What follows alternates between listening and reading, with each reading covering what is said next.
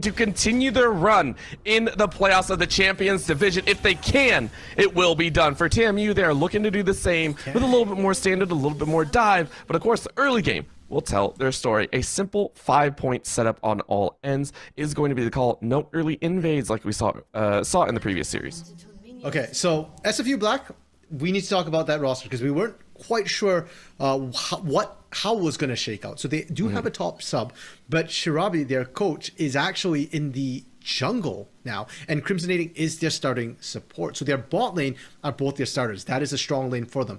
Can't Stop was actually their jungler, who has now flexed into the mid lane a little bit. So now suddenly this mid jungle top, this top half of the map for SFU Black, to me at least, is the side that needs to prove themselves. Well, September 30th and Crimsonating, I expect to feel very, very comfortable as a duo.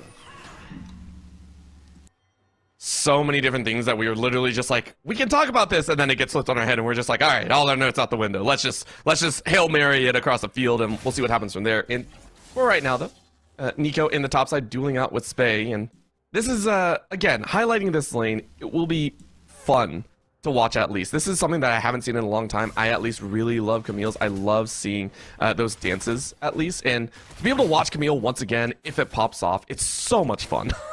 And because you haven't seen a Camille for a while, Orbital, let's just remind everybody quickly, Camille doesn't always run flash because she has that hook shot. She's very mobile. Taking the ignite gives her the better 1v1 trading, and also does a lot to stop the regeneration that a lot of Nexans will run, not just from his kit, but also from a potential gore drinker that he might pick up. So Spey really paying attention to the matchup, wants to be able to win this out.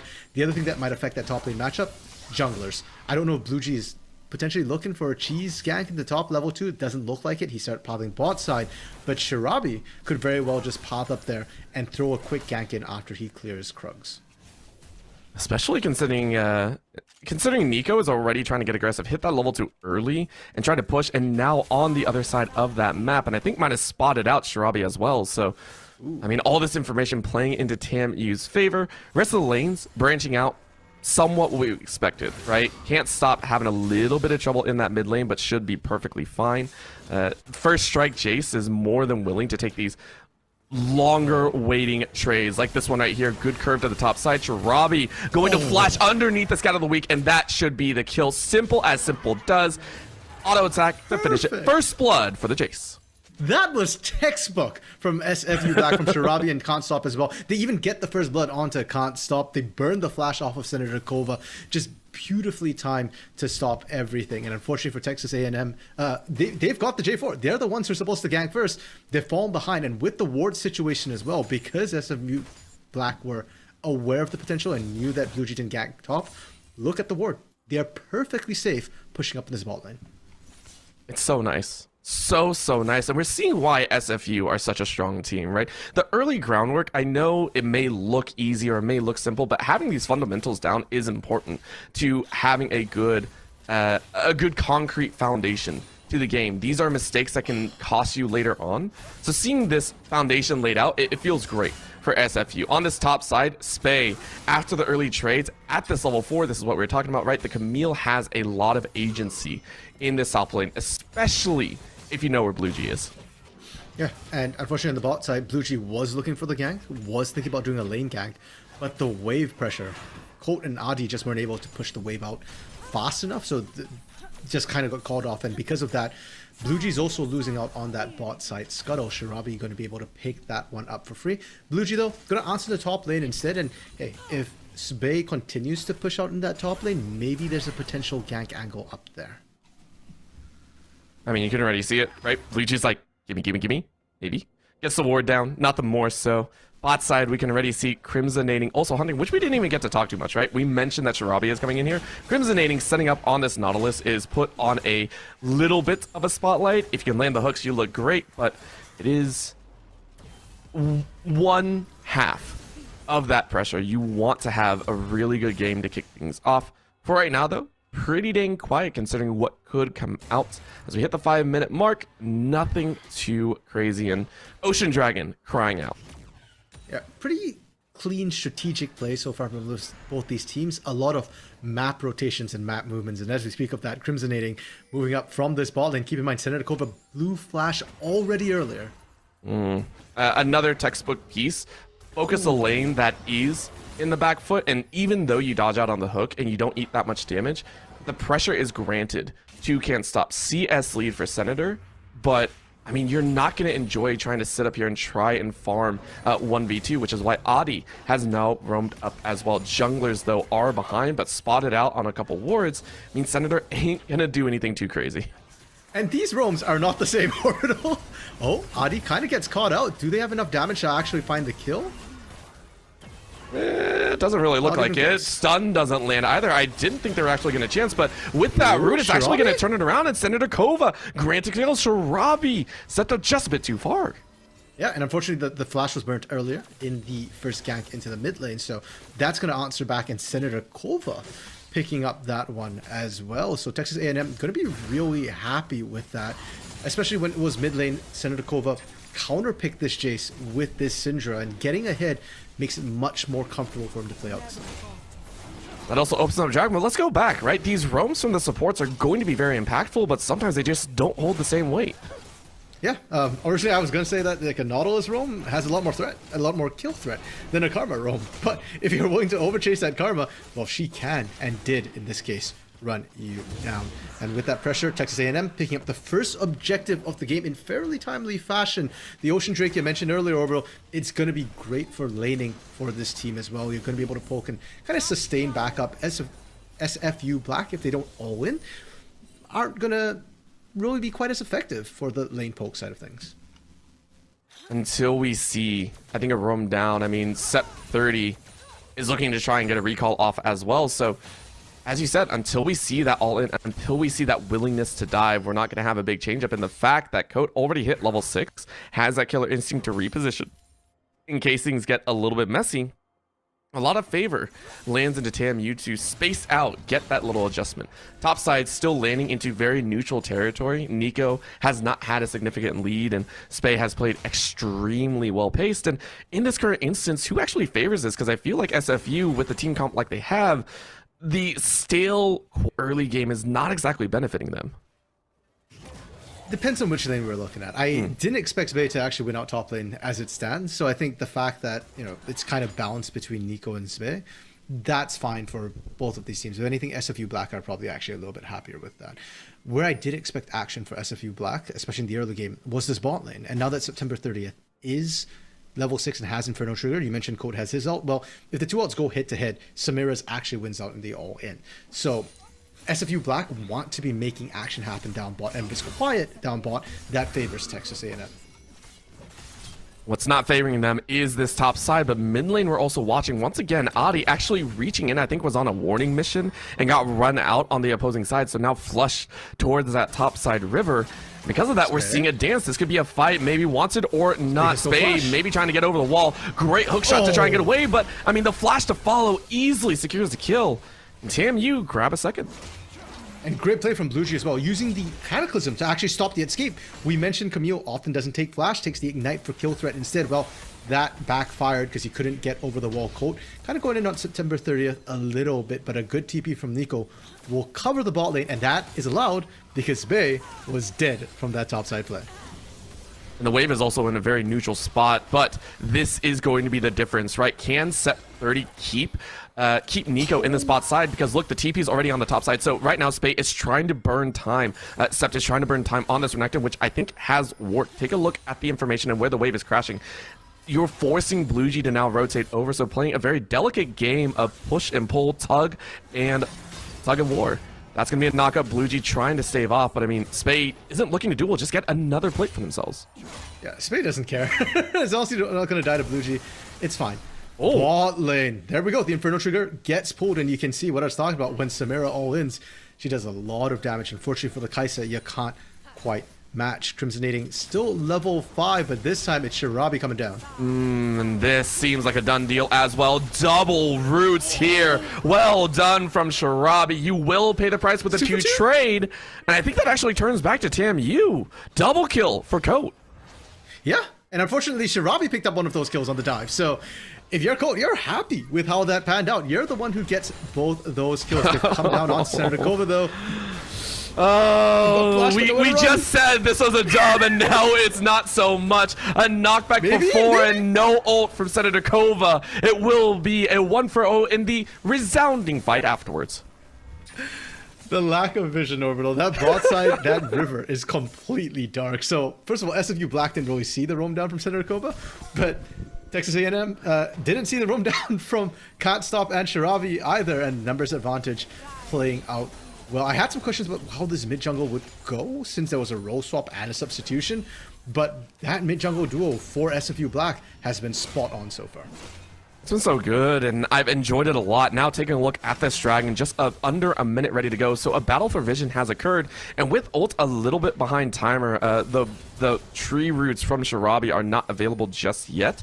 This dragon will be very fun to play for. Both teams more than willing to fight. You can see where they have allocated their players, right? Senator Kova in that bot side, but because of that, a collapse coming in from the mid, and they're going to use that death charge trying to get away. No real follow-up, so death charge down.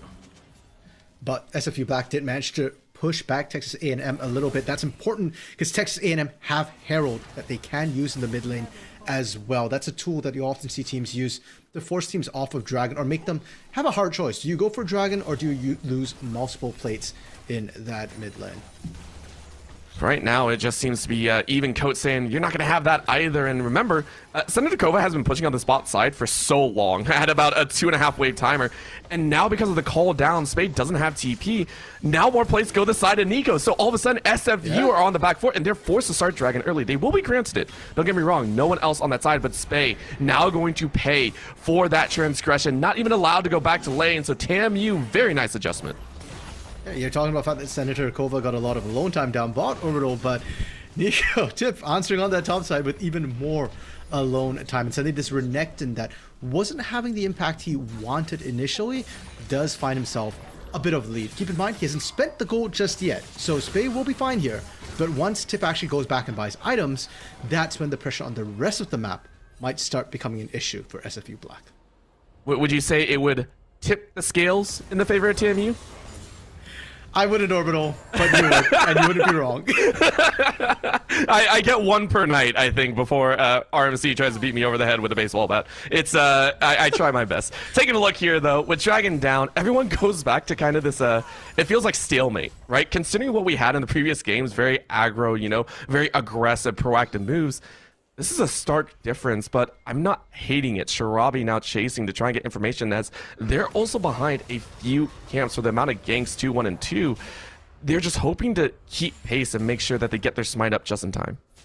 Yeah, we're not seeing the sort of flourishes of a very well-oiled team who have set up all their ganks and their early game plan necessarily, but it's very good fundamentals we're seeing from both these teams, recognizing what they can't and can take and how they want to apply the pressure and sort of the give and takes of these objectives. Now with the top lane kind of opened up a little bit and with both top laners kind of still sitting on that top side, I expect to see them try and punish Spade if Spade pushes out any further, because that is a very, very extended lane.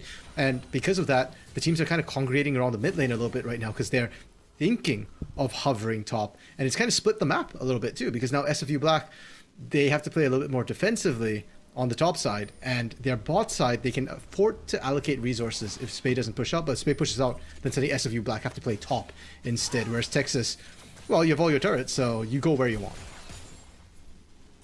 I mean, you're not only that, you see the amount of wards that have been given on either side, right? Top side completely warded out by TMU, and then SFU warding out the spot side. So Senator Kova, it's really, will Spade die or will Senator Kova? Which one will eat the brunt of the damage? And Senator Kova playing with fire. Very nice scatter of the week, but you're still losing out on that tower. First tower for the side of SFU. They will open up the spot side. And Sep30 and Coat still given time in this mid lane, both evenly matched with their first items on board.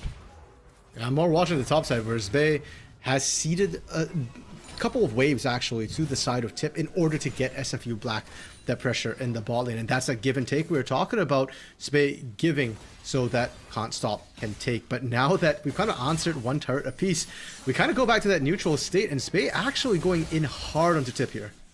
I mean, you just saw Tip use an entire rotation of spells, so hey, might as well, right? Go ahead and get a little bit of a piece. You get the chunk, and now this Herald is on board with the wards. TMU feel a little bit better, and I think they are also feeling a bit of fight coming out here. SFU now rotating all 5 members down to this mid-top side and trying to fight for this objective, and I'm kind of scared. We haven't had a full stat check in quite some time, and that always worries me because different teams have different thoughts about it. I'm excited overall because, like I said, it's been a fairly low-kill game, so I want to see that 5v5. So let's talk a little bit about how these teams are going to operate in this mid-game in terms of finding their picks or their damage. SFU Black have good poke with Jace, and Colt is not online for poke. Adi, you're kind of in that awkward position where you do have some damage, but maybe not enough to match the Jace. And with Demonic Embrace for Shirabi as well, SFU Black want to play this slow till they're low enough for September 30th to just clean house with a single engage. Texas A&M, you can't sit back and let that happen to you. So you kind of need to be a bit more proactive, looking for the engage. I'm looking for Blue G to do that. Well, the fact remains that Spey has shown on the bot side does have TP, but proactive move to TMU. Crimsonating, waiting for that hook. TP being called. Shirabi ready to walk forward and does throw the ult. No hook lands, and because of that, it's only 1 CC chain. Great scout of the week to slow everyone down, but Dead Charge is going to go out. Spey into the back line. Gets a good chunk of Blue G, who has to get out, and it's actually a run back. TMU not on the good side, but TIP sets him over, trying to fight it out on dual sides, but that is going to be a cut down. The Renekton shuts down the Samira, and just like that, SFU not liking what's happening. Adi and Coat still very much alive, and the chase can be real, but a huge empowered shot glass can't stop in everyone's eyes. Oh, the burn. Is the Demonic Embrace going to take it? They do! What a turnaround. Kill for kill, tat for tat, TP for TP as Senator Kova comes in as well. Slow roots, a shield goes up. Another shot glass as Adi is going to get the hammer. Tries to jump away and is safe, but Senator Kova trying to make it. Oh! Face first into a power blast into a Q for Senator Kova. The support and mid making it work as TMU come out of that bloody fight. Are you not entertained? Orbital, a slow early game, and then we got, what, 8 kills in that last fight there? Now, let's not forget what they were fighting over. They were fighting over Herald, and Shirabi did manage to secure that one. So SFU Black, despite losing the fight, are not in a terrible position by any means, but it does show you that if they don't soften up that front line first, they will have problems in the team fight. That Renekton with the Dominus tip is causing so much problems for September 30th right now. And you have to be aware of that, right? You don't have cleanse anymore. You do have the flash, but a nice flay away as that's TIP trying to set it up. A very nice collection of tackles. It does work. Into the backline goes Coat, and they still live. The burn is not going to be enough as you do get some health back. What a chance. SFU stepped up just too far for this dragon and pay the price. Yeah. Unfortunately, SFU Black weren't ready for the full commit, where Texas A&M were Senator Kova getting caught out. And Spey just wants a little bit of retribution, but it's not going to happen as Senator Kova lives. But you walk into the plants, down they go, Maokai with 2, and that might be the turnaround they're the one. Dragon has been stopped. SFU get a freebie because, again, the Maokai pick, the saplings do damage. We just went from full macro to full micro over 2 back-to-back just straight team fights, trying to hands check each other, see who can find what. And SFU Black this time come out a little bit ahead. Herald dropped into mid lane, unfortunately not going to be able to find any plates, or well, I guess we're past the plates, not going to find the charge, but it will buy the space SFU needs to secure themselves their second Drake of the game. RMC, we came out here saying that things were looking interesting, right? Our first 2 matches didn't match up with exactly what we thought was going to go down. And so far, this one is gently leading into that pocket as well. TMU, yes, they did not get that 3rd Drake, but it's better than we expected. Sitting at a slight gold lead, they're carrying the top side. TIP, Tip, Nico looking strong at 4-1-3, and their ADC, this Kaisa that maybe didn't give as much leniency, 4-3-3, not a terrible score. It's a great score if you're the Kaisa. You're ahead right now, you know, up against a Samira who is supposed to dominate the lane. You're very, very comfortable. And you look over at SFU, and where did their kills go? To Shirabi, to their coach. I mean, player-wise, sure, good. Champion-wise, not ideal. This Maokai is not likely to continue building AP. You've already got the Leandries, you've got the Demonic Embrace. From here on out, it's usually more utility or more defense-oriented. So The goal, better allocation for Texas A&M. Let's see if they're able to continue winning these fights the way they have. Because I still feel like SFU Black have their way back in, and that way is poke. I still don't think Texas A&M have a great answer to the poke just yet. Well, that's, I would agree. Because of that, they're just like, don't allow him to poke, right? Get that kill, get away as quickly as possible. And down goes Shirabi, who maybe a bit of revenge for killing both Senator Kova and Coat in the previous fight. But needless to say, because of that, you now have priority on Baron. However, you're on a ward, Adi is low, Coat is about 50 HP. And this is dangerous, right? If you get poked out, you are dead. So TP coming in, TMU wondering what's exactly going to occur. And now you're diving a little bit too far. Depth charge goes out, and it's a 2v4. I'm not sure this is what you want. Scatter the Weak keeps them all away. And TIP gets access to the back line. That's going to be a little bit of Hextech danger as you are destroyed where you stand. Can't stop Noxback Bluegee, who won't stop the chase. Damn, you shut that down. The Baron bait works to success. And you can't run from Karma. She's just going to speed up the rest of the team, and she will eventually find you. Texas A&M play that Baron beautifully. I was a little bit worried. The debuff stacking from Baron can hurt a lot, especially into a poke composition. But the turnaround, Orbital, the turnaround was picture perfect. They knew exactly when to go. And you saw the flank setup from Can't Stop. It didn't matter. They collapsed on September 30th immediately, and Can't Stop was just left all on his own. It's a painful reminder of how important sometimes a single kill can be. It was such a quiet early game, and now that we're in this almost frenzied pace, Shirabi isn't allowed to make those kinds of mistakes. You are not allowed to lose your life in situations like that, and you have to be aware of it. This time around, it's another Baron setup. Again, saplings were out, so gonna do a slight bit of damage, but the shielding is enough from the Karma. Round number 2, ding, ding, ding. Who's ready for it and who's not? Well, I don't think either team really wants to hard commit to this one. It's a little bit risky, and this time Texas A&M don't have necessarily full vision of the approach and of where everybody is. Spay in that bot side, accompanying Tip. That's where I'm kind of looking at, because if Tip can find a little bit of space, he's got TP. Spay doesn't. Not that Texas A&M need that pressure right now. They're pushing mid perfectly fine. We say that as they have to back away, but yeah, they're safe, right? No worries along that end, and we're back into this lull. These teams are very willing to play around these global objectives over and over and over again. Maybe Baron's not on the table, but a minute and a half down the road, you got Dragon, right? And if SFU are able to gather it, that's great. You're then on Soul Point. It's also Mountains, so or not Mountains, Chemtech, I do apologize. A little bit extra in the tank for those very deep fights, the fights where everyone gets just a little bit low. So FSU on a little bit of a warding journey for that one. You can see Shirabi trying to lay down that vision with the saplings as well as those control wards. Yeah, and the control wards are really key for SFU Black right now. They have to make sure there's no ward behind them to allow Tip to flank them with the Renekton, because as we mentioned, TP is not available for Spay right now.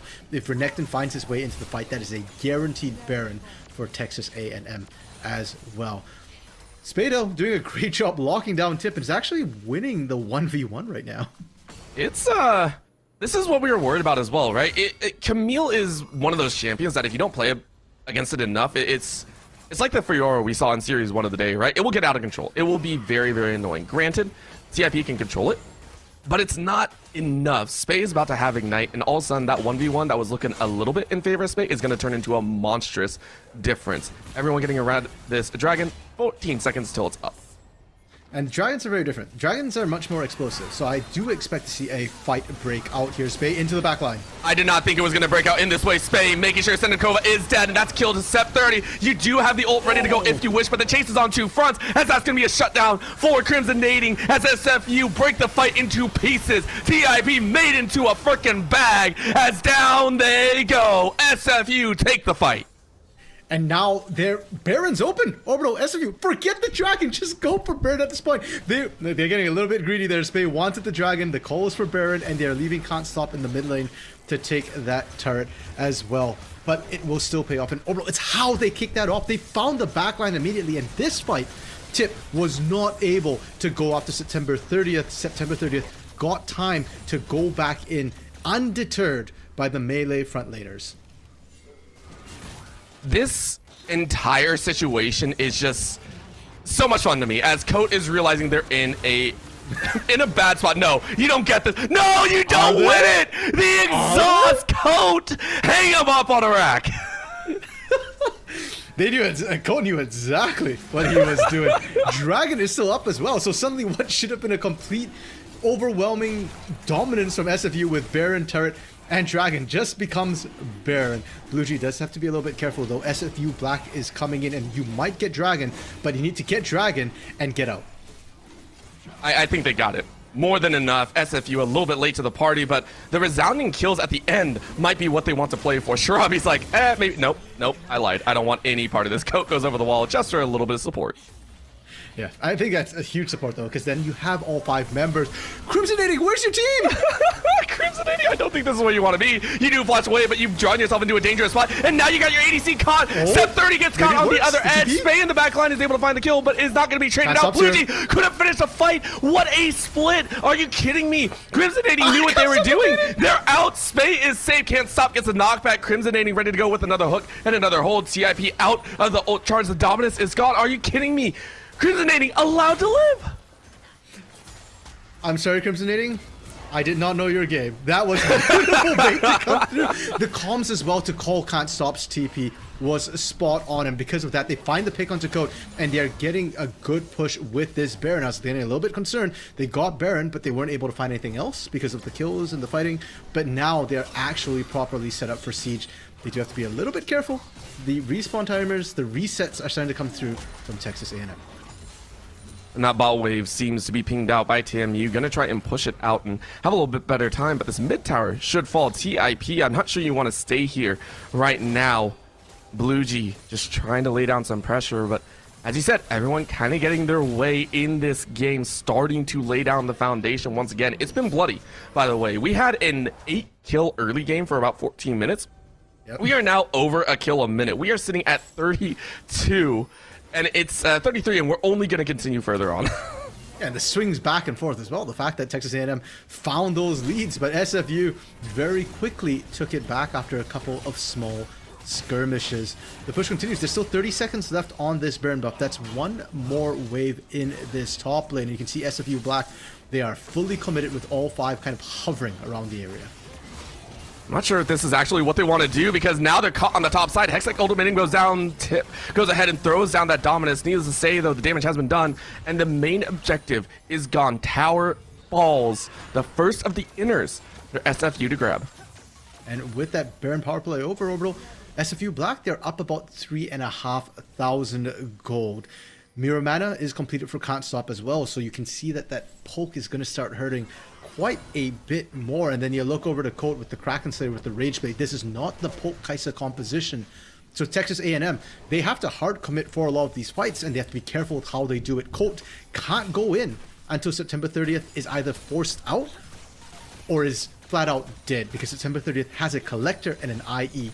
And again, we said this before, 1-on-1 all wins, Samira should win those.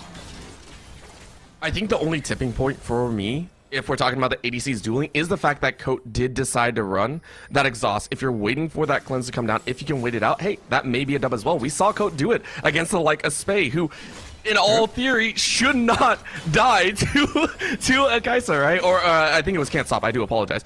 Either way, these thoughts are kind of leaning on everyone's minds, and they're on edge, right? Crimsonating once again, wandering into enemy territory and just dropping a ward in the face of an opponent. That is like chest out, I own this spot kind of vibe.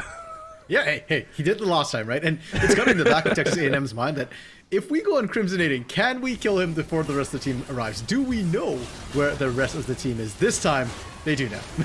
They might, and Crimsonating is going to fall, but Senator Kova is on a really rough spot here. Goes into the zombies, rest of the team comes in, and look at the burn! Again, that is the trade. However, Shirabi now in a dangerous spot, Cataclysm coming in, TP being brought in, and oh no, Can't Stop, set them a little bit too far. Does have that shield, and is able to stay alive because of that. Set 30 comes in and wallops everyone. The Inferno Trigger is alive. You don't really pick up more kills than that, but a double kill is more than enough. SFU take 3 for 1.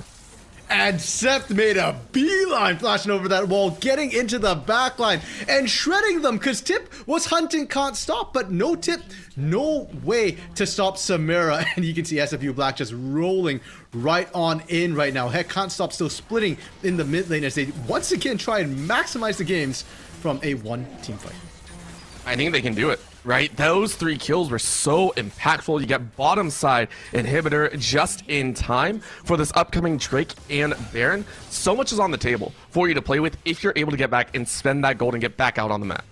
Heck, even if you don't spend that gold over, they still had, what, a 4K gold lead coming into this fight. So they're fine if they actually just want to face off around this objective. And for Texas A&M, how did everything go so wrong so fast over? They were in such a great position heading into the mid game, and now it's getting into a bit of a Hail Mary time. They've got to find the perfect engage, and for me, that perfect engage looks like a Tip flank into the back line, Blue G being able to stop Sep 30 long enough for Tip to create utter chaos. Keep in mind, Crimsonating, Can't Stop, and Shirabi were not able to go back and buy. Sep 30 and Spay were. So these two are the main power points. Spay stepping up a little bit further, though, and just baiting everyone out. Because of that, it's free reign. TMU now cannot step up for the Dragon. Well taken. Soul point to SFU. Yep, and Baron on the table as well, Orbital. So I'd love to see Texas A&M try and set up a little bit of vision around Baron, just to make sure they can look to contest. But yeah, you can see they're struggling to even get in there right now. Senator Cobra had to go bot to fend off that wave because supers are pushing in, and without the numbers advantage, Texas A&M didn't even feel comfortable enough to walk into River. I mean, that also leans into the fact that, I mean, Spay is allowed to do this, right? You're more than happy to take these fights. Hextech Ultimatum gonna get you to the edge, but you're still CC'd up, and you draw in your support in top. Down goes the Karma. The Croc will fall as well. You do have Flash, but I don't think you're getting out. It is death beyond death. SFU don't even need the Baron as they're looking to actually go for Baron. Okay, I thought they were gonna push. No waves. I lied. No waves. Can't happen. You know what? I'm with you. I actually think they could just have Dove. The depth charge is still up and available, so you can just point and click on the Sindra or the Kaisa, and Inferno Trigger was good to go. Without a frontline Sep 30th, we've seen what he can do to those squishy carries. But SFU Black is just playing it by the book, Orbital. They don't want to throw by accident in the enemy base. They don't want to feed over a whole bunch of bounties. So they're going to take Baron, reset, push in. There is nothing but turret standing. No dragon to distract them for the next 3.5 minutes. I think I got you baited because even you were like, let's have some blood in the early game, right? Like we were like, let's have a little bit of blood. And these teams are wanting to ensure their spot in the playoffs. And you know what? Looking at it, I can't even disagree with it. Play it smart, play it slow. Make sure that 70-30 option is more like a 90-10. Right now, items are bought, 3.5 items on Can't Stop. But the main ones that have so much in the hand, Shirabi, the tank that cannot be cut through right now. Sep 30, IE in pocket, 4.5 with a stopwatch in pocket. Spay with 3.5. Like, all of these guys are loaded. Yeah, and I think the biggest problem right now for Texas A&M is Bay in that top lane. That Camille, they just don't have anybody who can match them. Tip is trying, but even without the Baron buff, it was already really hard. With the Baron buff, Tip can't actually clear those siege minions. If you step up, you're taking losing trades. So Texas A&M, everything's kind of stacked on them, against them, pardon me, on this particular push. They have to force some sort of engage somewhere, but they're going to sacrifice something for it. If you waffle and don't make a choice, you're going to just slowly lose on both ends. Oh, well, I did say a tank was there, but Shirabi realizing that they really are just a tree. Maybe not a hollow one, but it's enough. Shock Blast back to answer, though, as 2 members, one on either side, have to step away for a bit. Still, those siege minions, they're just doing a ton of damage with the Baron buff right now, Orbital. That mid lane siege minion, as long as it stands, it's chipping away. Topside already has 2 stacked up. That's going to be a flag and okay, drag right? back out. Blue G stays alive, but that's going to be the die. Take a look at this move. I don't think Spay actually want to be here, but they will do the work. In goes Sep 30, but the scout of the week inside of the Inferno Trigger. You do not get that. You are dead. What a happening. Senator Kova, the one to save this team fight, and now it's all hands on deck. TMU want to follow up. TIP gets a major heal out of that dice, but Shirabi will cut them down. Empowered Shock Blast from Can't Stop saves this fight, and now out go the Roots. The tank Shirabi coming back with most HP will ensure this inhibitor goes down. What a messy fight, but SFU gold slinging this game to victory. They want it to be over. In goes a hammer. Gets up with that TP. Secures their HP, secures the damage, secures those kills. Ace for SFU Black as they will take game number 1. Can't stop, won't stop, will win. SFU Black, the role swap jungler into mid lane, forces And Seeing this versatility means that these players are very comfortable in adjusting to the opponent. Now, whether that brings out a win or not is a whole different story. But right now, I love the fact that they're showing so much diversity. now we talk a lot about Texas A&M. I love, we both love the creativity, the adaptation they've shown in draft. But SFU Black aren't completely out of it yet. Yes, the Xin Zhao is going to be somewhat less effective, but don't forget, he's still got the knockback, and you still have to deal with Aphelios. Aphelios can and will rip all these melees apart if you can't kill him. And it's going to be hard because of the Braum.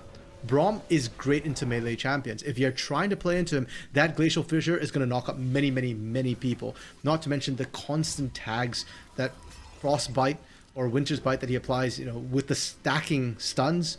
That's going to be really, really hard for Texas A&M to get in there. And Jax as well, Counter-Strike into 3-4 melees running into you. There is a way for SFU Black to play this, but they have to play around September 30th specifically. You are playing defensive, you're playing to create space, for this Aphelios. So much thought heading down into this bot lane. Not only that, you are relying on a spell reeler, right? Code is going to have a difficult time if you don't have your spells up. But TMU, they're making a gamble. This is going to be very, very bloody as well, I'm feeling. Like, Crimsonating is alone and wanting to dance with death. The fact that we have such a difference, like, these are very close-range duelists, I do not expect to have another, 10-minute quiet early game with only 8 kills. I expect this to be a little bit more damaging, a little bit more chaotic if teams decide to get a little bit crazy. To be honest, Orbital, I thought that last game when we saw J4. True. Fingers crossed. I'm still hoping. I see a Xin Zhao. I'm expecting early action, early forces into either duels or just flat out ganks. And hey, they had their warm-up game last game, right? They were a little bit cautious early. They got really active late. So hopefully that continues to be the case. Oh, level 2s on both ends. So HP awarded to Crimsonating, but good rebuttal coming out here. And you can see how close it is, right? Between these two bottom lanes, it's all about that single moment of action. If you find that right little target, you're going to have a dub. For the time, though, it's going to go back to the same as junglers are also clearing out their sides. The bot dynamics are really different once you have a mage in there compared to the traditional marksman, especially with the ability for Syndra to pull so much. And Kova trading heavily into Shirabi. Shirabi's having a real rough time of this one. And can't stop waiting off on the wings, but Shirabi just now hitting level 3 and realizes can't stop, is ready to fight. Good damage though. Again, with this red buff, Senator Kova can't actually walk away. Look at, I love the stutter. Just like, really, we're gonna play this game today? All right, I see how it is. And because Kova won out the previous fight so heavily, Shirabi can't actually reinforce can't stop. So instead of the 2v1 it should have been, it was a 1v1. Can't stop though, like we said, can't stop won't stop. It's actually just continuing the path downwards, maybe looking for a gank in the bot lane. I don't know if they can pull it up. I don't think the wave is stacked sufficiently. And Code and Adi are just stuck in the turret anyways, so you don't want to be diving that without a massive 3-wave stack. It looked like they were using the sweeper to actually just check the pathing, right? You haven't seen Blue G this entire time, so trying to accurately predict where this Maokai is going to appear is very important. The fact that topside is still sitting at pretty happy HP levels between the two means that this mid lane is on spotlight. Blue G now roaming around the edge here, waiting for an opportunity as Shirabi decides to go in, and that's going to be the call. Now Senator Kova looking for a dash, but not going to have it. And Blue G, first gank, not really successful. Yep, not willing to be as aggressive as Can't Stop was the last game with the Maokai flashing in right away. And you know what? Probably the safer call. You're going to hold that for now. Espe not having a good time up top. Tip is dominating the trade, even though, as I say that, I'm looking at the CS, and Tip's actually down CS, so kind of interesting up top. I'm gonna guess Espe took maybe 1 or 2 bad trades just at the end of that. It's the all right, trade HP for CS and see if it comes out to your win. Now, of course, that is a situation where you have to wait till much later in the game for it to actually have effect, I think, unless we start seeing kills be counted as well. But I mean, this is a very nice pace. I think both teams, they're on edge. Don't get me wrong, they are on edge, but it's not the calm farming scenarios that we saw in previous games, because this can happen. An immediate scatter of the week to try and get away, but Audi about to get rooted, and that's a final concussive blow. It is just death for Sep 30. Flash blown as well for Audi. What happened mid? Hello? What? Okay. Well, flashes were burnt for both of them. They just went hard. I don't even blame our observer for that. That is just a Silas and Yone, I think. Yeah. Shirabi actually dove the turret. His corpse was deep under turret there. And this is pre-6 Orbital. I didn't think we were going to see blood in the mid lane until they hit 6s. Once they hit 6s, then things get spicy because they would like to position very heavily at that point. So yeah, it looks like they're hands checking each other, which is interesting because both their compositions actually scale really, really well. So they don't need to fight early. They're wanting to fight early. And they both hit level 6 off their wave, and they're like, let's fight, let's have another duel. Top side, though, we're seeing a little bit of a difference, right? Tip earlier on was down a little bit CS, but winning into HP trades, and now is granted that benefit because you won out into HP, you are on an HP lead. You also hit level 6 first. If you get a moment, you can dive, and because of that, Can't Stop has to help Spay out on this top side. And that was an interesting choice by Spay to not base. When we last looked top, he was actually recalling, and he cancelled it, and he's stuck in lane. And now that CS, as you said, has equalized, and now Can't Stop goes up to the top lane, can't look for a gank, walks to the 3. Oh no. No vision, no idea. You flash, but you ain't getting away. That is your fate sealed beyond a shadow of a doubt. Man, if I'm Can't Stop right now, I am so annoyed that all my laners are always so low on health. They're really in trouble. Oh my gosh, so close, but a rebuttal! The stolen ult brings it right back. Yes, he's still gonna kill behind, but Shirabi makes it work. Sep 30 comes in for a little bit of help. Flash forward with the chakrams, gets more, and a few more auto attacks should do it. A good hook to stay under tower, but the blood flows freely. That was huge from September 30th to be able to roam it. I thought they were dead to rights, but the trust, Shirabi just turning in, recognizing, if I die, that's okay. I'm getting my Aphelios fed, and we said, Orbital, if it goes later, this game for SFU Black is all about that Aphelios. Just one more kill, and all of a sudden it's that 200 years all over again. And we can even see here, Coat is now back in almost mid-lane duty. You're like, ah, crap, now I gotta go against the Silas, which we also posited Shirabi actually has a bit of a better scenario. Also, the fact is there are no kills right now on the bot side. Top side, though, Spay gets annihilated by TIP. Okay, that's actually a huge problem, by the way, because Fiora Jax, they're both split pushers. They both want a duel. It's already slightly Fiora favored with her ability to kind of time the riposte around the counter-strike, because you have to start charging up the counter-strike first. So it's already slightly Fiora favored, but if she actually gets a gold lead and gets a hit, it's really tough for the Jax to try and play this 1v1 out. And at that point, Spay then has to look for team fights instead. Bot lane, Shirabi, like you mentioned, the 1v1 is very favorable to him because Colt wasn't even level 6 and has only just picked up his ultimate. It's such a painful moment. You're like, this is annoying. And again, the laners are coming back with different kills each time. SFU now 2-1-0, or 2-0-1 with Sep 30, which gives a breath over this dragon. You can see here wards going down. It has not been touched on for 3 minutes, by the way. And finally, SFU Black are looking at it to start stacking. Of course, Chemtech on its own is not great, but it might be enough. That's going to be a dive in the mid lane a little bit as a duel breaks out. And Audi with a Hextech flash over the wall gives over a depth charge. I don't think that's what you want to do. No, Adi doesn't have depth charge either. Adi's only level 5. If he had, maybe they actually hard commit for that, and maybe they have enough CC to lock down Shirabi. And now they've got to be careful for this next fight because that's a massive team ultimate given over. A Herald was started up, but now Fuji kind of has to walk away because of these rotations. And the rotations are causing more complications for everyone, right? Dragon now taken by Can't Stop. We were wondering if that was going to be finished, and it is Solo Dragon, by the way.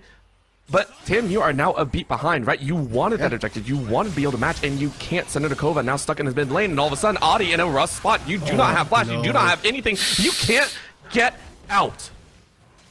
That's a dragon into a pick, and Herald's on the board. If SFU Black want to go there, they have the numbers advantage. They've got the pressure advantage. They've got the health advantage from that mid lane trade. But SFU Black, instead, it looks like they're setting up for the bot lane. They're willing to surrender this Herald if they can get September 30th more kills down bot.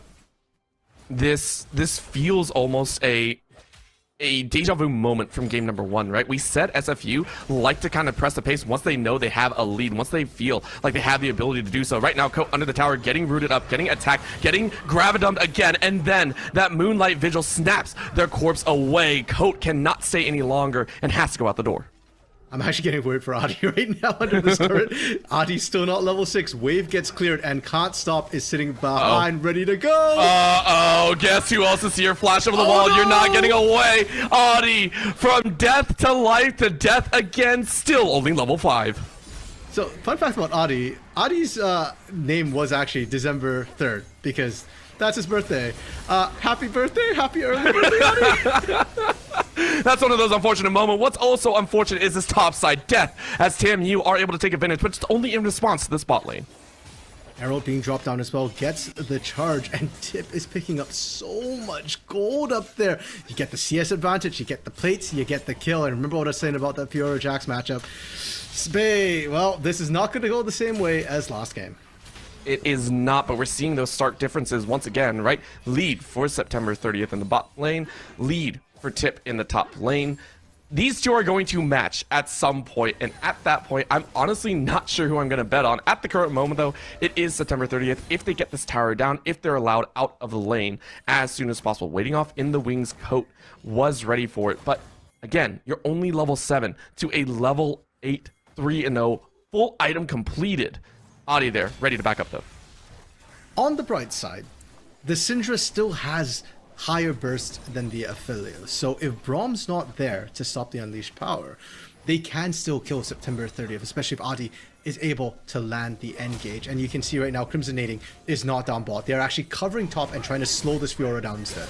Oh, and not just slow, it might be the kill. Very nice riposte to stop that can cause the blows, but you're still getting caught up. You block one, the second comes down, and Shirabi gets the kill. And you can see Code and Adi are trying to pressure bot. They're actually diving the bot lane turret right now. If we can get over there, we can see, and it is going to be the kill. September 30th was able to... September gets a double kill! Oh my god, we can't show you that level of death! That was September 30th rebuking everything TMU had! Oh my goodness. That is... Well, we were just talking about, hey, Tip facing off against September 30th. I'm going to call this a September 30th win. He survived a 1v2 dive. Not survived, pardon me. Won the 1v2 dive under turret. Gosh. Tip, meanwhile, got picked off, and it feels a lot like last game. Orbital, Texas A&M were doing a great job, and out of seemingly nowhere, SFU Black are turning the tides.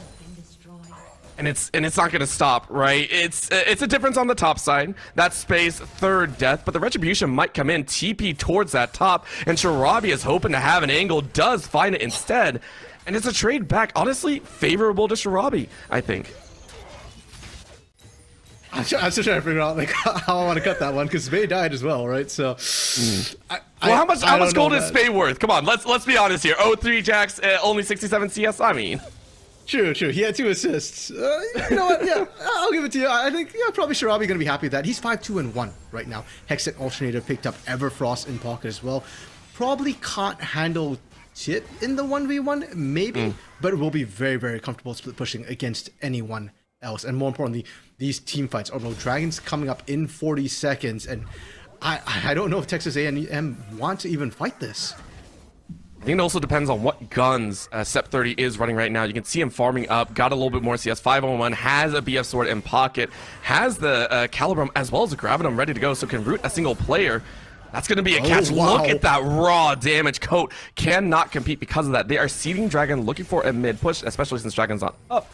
And they're hoping to get a bit more. Sep 30, though, walking a very dangerous route. Flashes back over and away, but still hit by the scout of the week. The tether comes out. The roots are going to work, and you are decimated. You do not get the extra kill, and Coat will find the shutdown. Out comes Shirabi, though, ready for round number 2. In goes the Faith Seal to stay away from the stolen ult, but Luigi might be that compensation. You are very, very low. You're just a tree trunk to be uprooted. A trade for a jungle was ADC.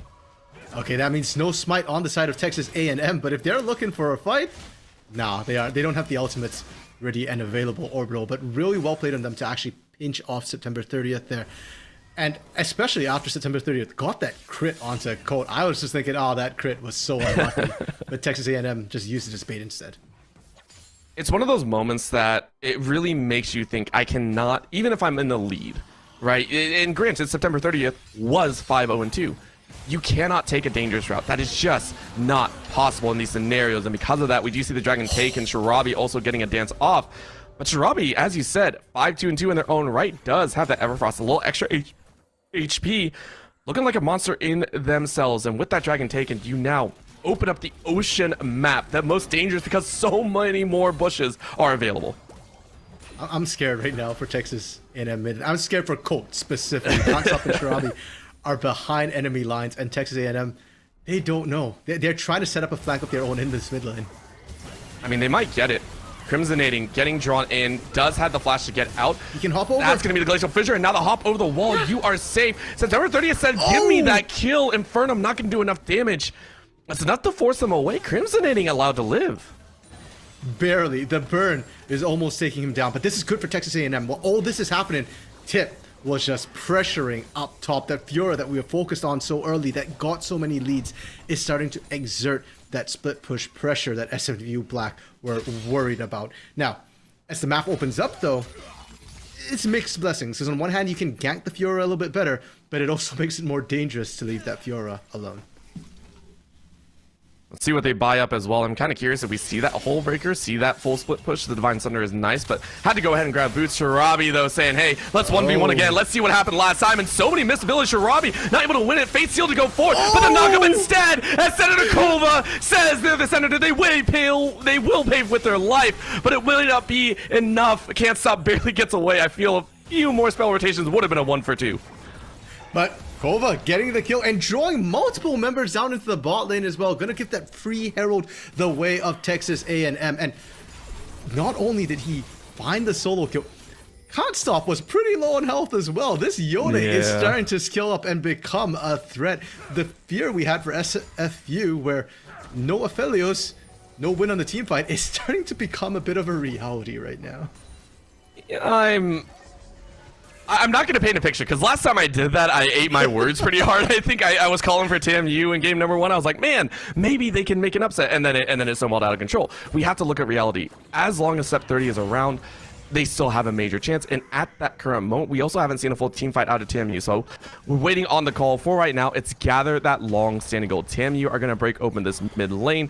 Bot side might be next, so a little bit of breathing room and allowability for TMU to start pressing into enemy territory for Vision as well. Orbital, they've basically just equalized their gold with that turret take in the mid lane, so that's massive for them. Now, we mentioned before, their comp does struggle with actually pushing in, and you gave us a solution, Orbital. There's no problem sieging if there's no one left alive to protect against the siege. So Texas A&M, they are looking actively now for picks and for fights, whether it be skirmishes or big team fights. If it's a big team fight, look at Bluji and Kova to be critical. If it's picks, look at Colt, because Colt is starting to hurt the squishies right now. It took some time, but 1 and 2 out of that laning phase, considering your lane opponent is 5-1 and 2. Big dubs all the way around. Shirabi giving a lot of respect over to Tip in this 1v1, knows that they're not going to get any help.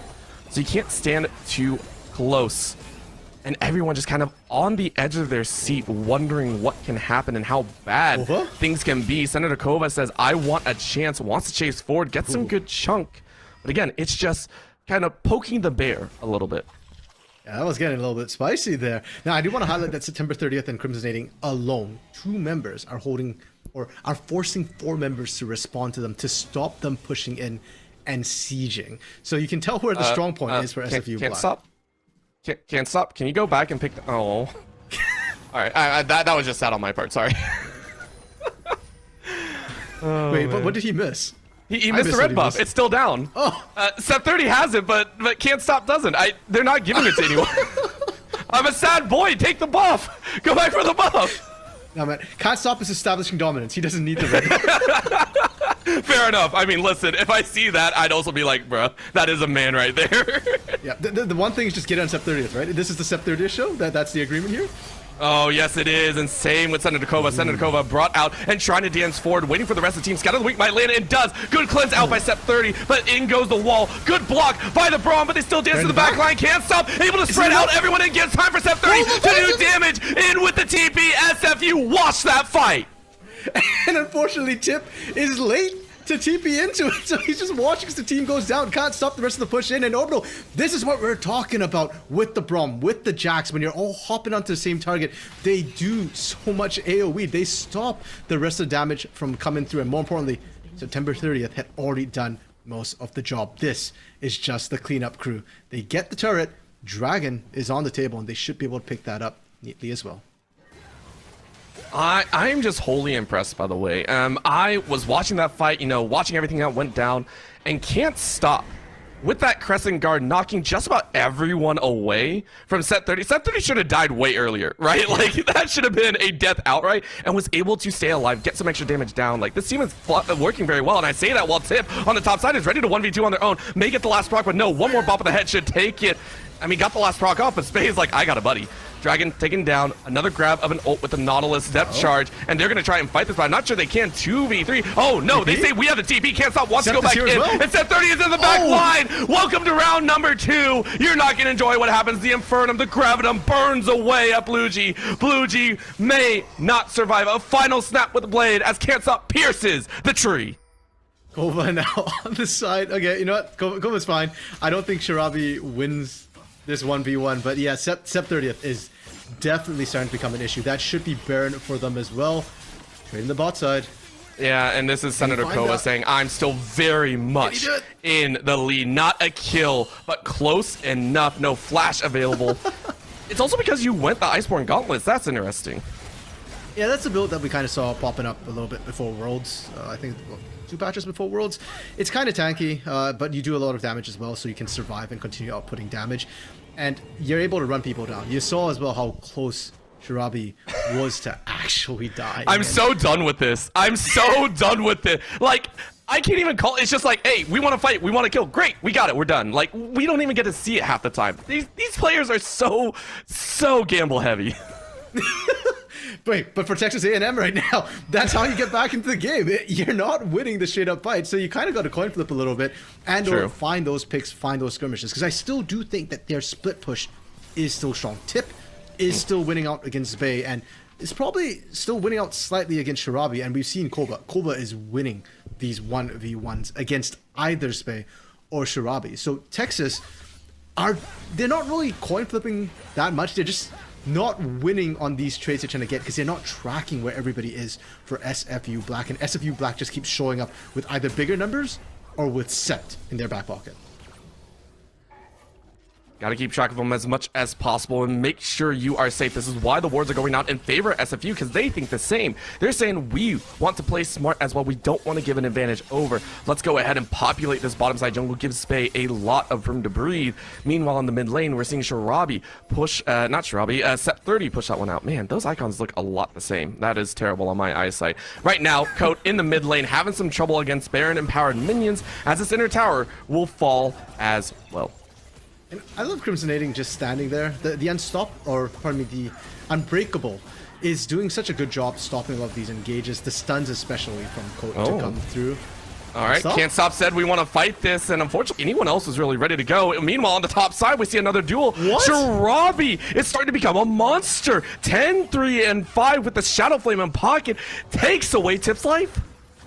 Okay, maybe Texas A&M don't have the side lane pressure that I thought they should. Tip going down is actually pretty critical, because now that means only Senator Kova is going to be able to 1v1 comfortably on the side lanes, and that takes yet another opportunity away from Texas A&M. So now you're looking for Senator Kova to 1v1 somebody, or you're looking for picks, because your other split push option kind of isn't there. And SFU Black, they can just deathball you against a comp that originally wanted to team fight. They can't team fight, and it's fallen back to just split push and pray. And at that moment, that means every option is available to SFU, right? Dragon up in a minute 30, you can already see Vision kind of getting laid out once again. And Tam, you know this. They are, as you said, waiting for an optimal time, but when does that happen? Because Shirabi is playing in the dark right now. By the way, Shirabi, no one sees him. No one sees it because of this. Tip is relying solely on their own pressure. Shirabi should be able to fight this, I think, and might be willing to if they hit level 60. Like, I'm just watching that top side map. There we go. There they go. They're going to fight again. I'm watching the HP bars, but Tip is taking quite low. They are dancing. They are dueling, and it's just not working. But Tip allowed to stay alive. Shirabi more focused on staying alive. Yeah, and Shirabi just forcing the back is good enough for now.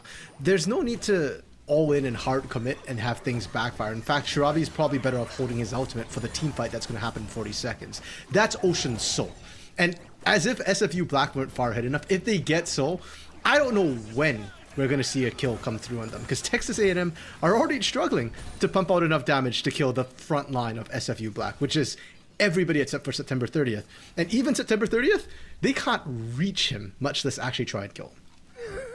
Yeah, even with the Bloodthirster in the back pocket, like, bruh is stacked with safety right now. There is not a moment where Sept is just like, yeah, I'm in danger. Dragon now up in about 9 seconds, but they really want these outer towers down. So SFU gonna try and lock this second to last outer inner tower, if you will. Senator Kova dancing for a little bit more. Wave is currently pressured out. And it seems like Death is standing in front. TAMU conceding yet another tower. This is so hard for Texas. They don't have any vision. They are walking into fog of war. And any sort of pick, especially if it lands onto Blue G, is critical, right? No smite means no chance at this steal. Dragon going down so incredibly quickly. Texas A&M have just decided now, we are not even going to attempt this. And it sucks, because that's Soul. SFU have just given themselves probably the biggest tool that they want against a team that has burst, right? If you survive the burst coming out of Coat, Senator Kova, and Tip, you're good. You will regen up with this Ocean Soul. You have just been granted one of the best abilities to take fights on your own dime, even if it might have some mistakes in the back. A little bit of a tether means this mid lane will now be forced into a fight. 4 currently sitting here with split pushes on either side. TMU still banking on Tip, who is still deciding to push forward. Right now, Senator Kova waiting for a chance, and you can't go much further than that. Yeah, it's just a defense that they're putting down for September 30th. It's so critical. Senator Kova's trying to do the right thing, which is get onto that backline, get onto that affiliate. That's the only chance you have to win the fight. But with the Braum, there's just way too much to cut him off.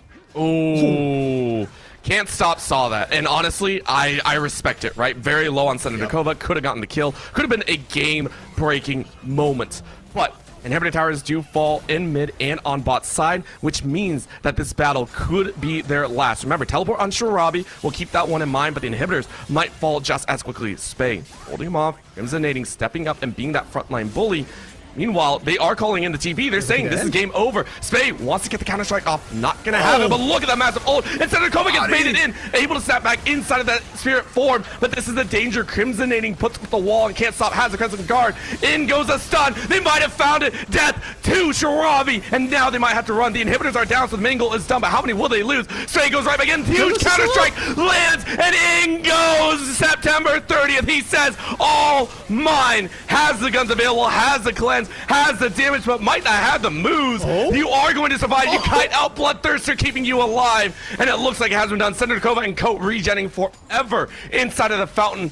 But Death balloon for TAMU. They don't really have an option back. Teleport coming back in. Spay says, we want this to be done. You catch September 30th, but the burst is not there. Spay knocks him away, and September 30th is ready and raring. Senator Kova just trying their hardest. Can't stop under the tower, finishes it off, and now there is the stun. The heals on the back, and September 30th wins that 1v1, and there it is, the finish. The death is glorious. Can't stop on a killing spree, and SFU on a game spree. It is possibly going to be GG unless they want to pad their stats more. I mean, I think Spay's done. Spay is done. It will be SFU with the dub 2-0.